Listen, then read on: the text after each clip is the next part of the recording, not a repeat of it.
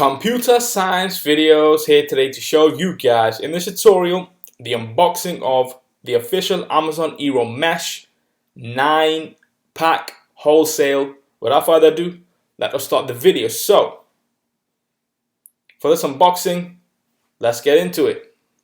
Here is the box from the side, the front.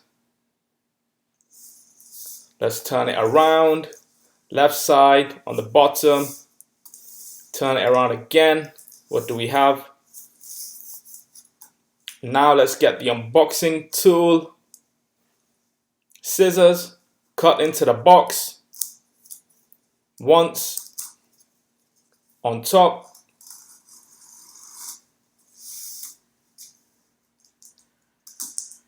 From the right hand side. Let's get into the box.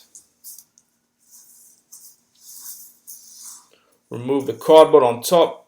We don't need that.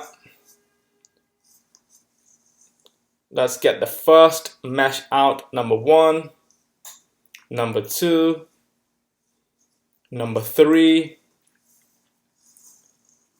number 4, 5, 6, 7, 8, and number 9. We can now move the cardboard out of sight. Stack the Amazon Eero meshes.